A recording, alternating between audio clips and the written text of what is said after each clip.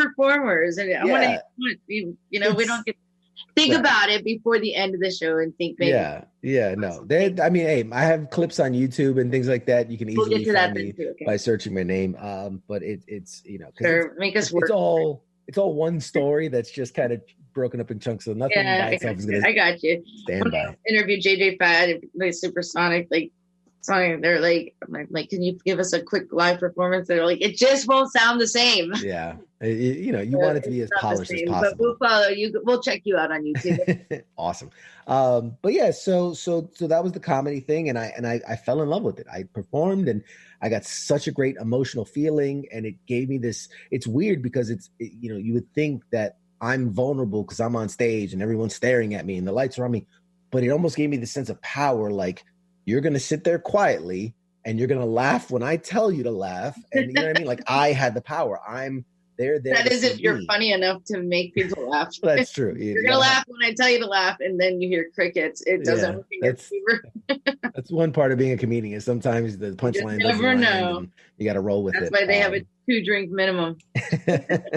I once performed at a bruncheon for it was veteran caregivers. And I was like, oh, I'm going to slay here. And some of my best material was just crickets. And it just, I think because, a lot of my stuff is about my injury and about things. And so they were coming from a place of like, oh my God, poor baby. And I'm like, no, this is funny. This is, and so sometimes you got to, take in mind your audience. But yeah, so that was the comedy thing. And then I was very fortunate. I've performed at the DC Improv. I performed in Gotham in New York City. I even once got to perform. Batman there?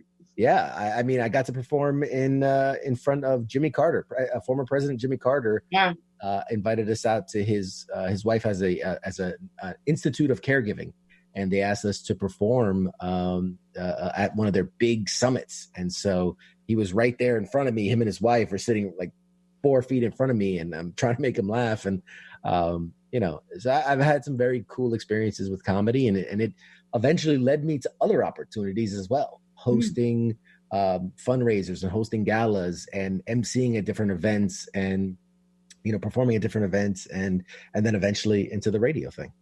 Neat. That's really cool. And it takes a lot of courage to put yourself out there. I mean, okay, so you go from Afghanistan and Iraq, but it takes a lot of courage to put yourself out there and pretend to be funny. People think you're funny. It's true. No, pretend. I was just kidding. But when you're you put yourself out there, you're like, yeah. So this guy walks in a bar. I don't know. Of course, and then you get the hecklers in the crowd or whatever. You just never know. But no, yeah, you never know what kind of crowd you're gonna get. I will say that, I get asked a lot, is it scary or is it this thing? It's definitely not as scary as being in combat, obviously, but there is. Depends who you're talking to. It's definitely uncomfortable. It's definitely something, not a lot of people are just naturally comfortable with it. The closest feeling that it reminds me of is not necessarily being in combat, but remember I was airborne. And so, to be airborne, there's a lot of pre-work that goes into kind of getting your parachute ready and all the equipment ready. And then there's a long period of waiting. It's the anticipation. You're sitting on the flight deck for hours waiting for the birds to get there. So that's, for me, that's that comedy where, I did all this prep and I'm just sitting, waiting kind of for my turn to go. And then all of a sudden you're on the plane and, there's this moment where the red light comes on. That means get up, get ready. We're about to jump.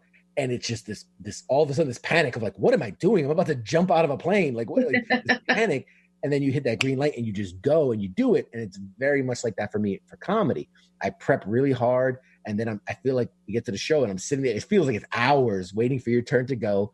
And then all of a sudden you're like, oh crap, I'm up next. And it's that red light where you're like, oh, what am I doing? This is a terrible idea. I can't. And all of a sudden it happens every time. All of a sudden I can't remember any of my jokes at all. It's just gone, completely wiped.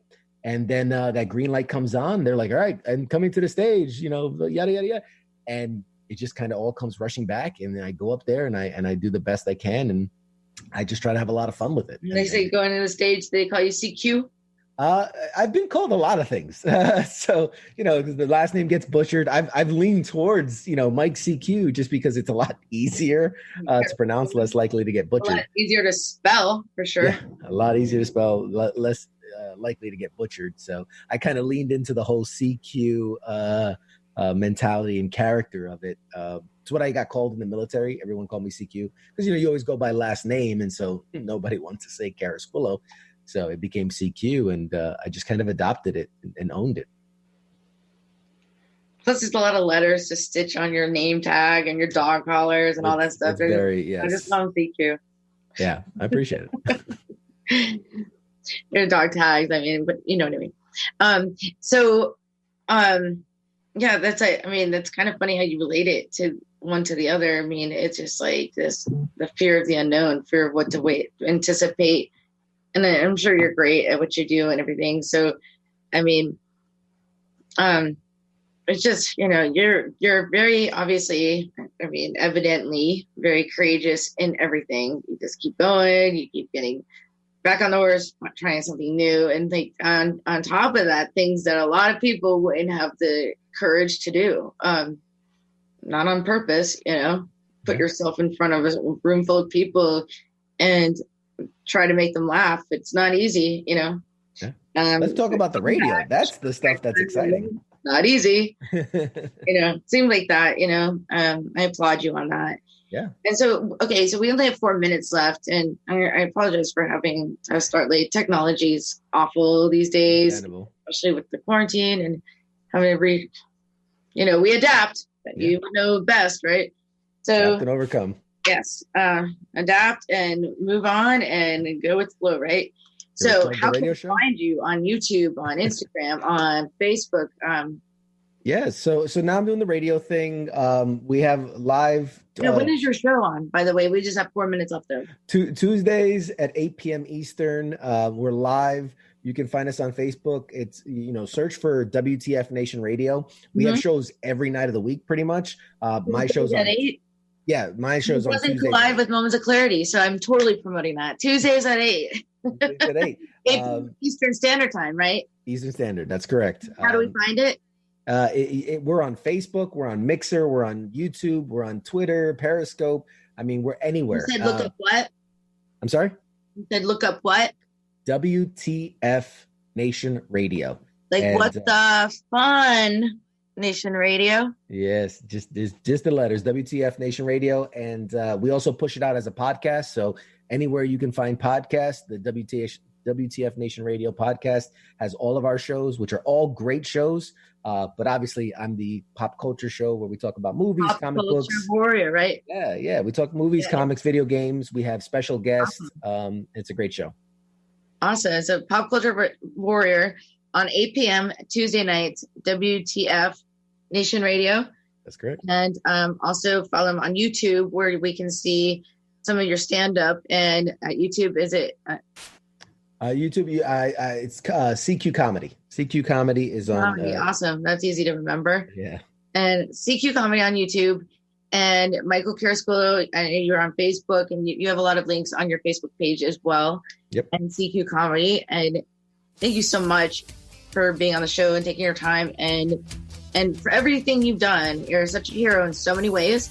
And I'm a big fan. Awesome. Well, have me back sometime. We'll talk about all the radio stuff and we'll get into that too. Absolutely. And I can send some people actually your way that can help with the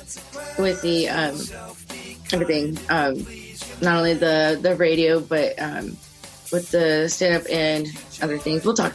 Absolutely. So anyway, so we will be back with Moments of Clarity every Thursday and Friday from 12 to 1. And we got some great things coming up. Please subscribe to our YouTube channel, youtube.com/MOC with Tiffany. Thanks, Ed. Thanks, Ryan. Thanks, Mike McBride. Everyone, please be kind to yourself and a stranger. You never know what they're going through. Please take care. Have a great weekend. Now I get it. Moments of clarity. To yourself, be kind. It will please your mind. Hope is following you. Don't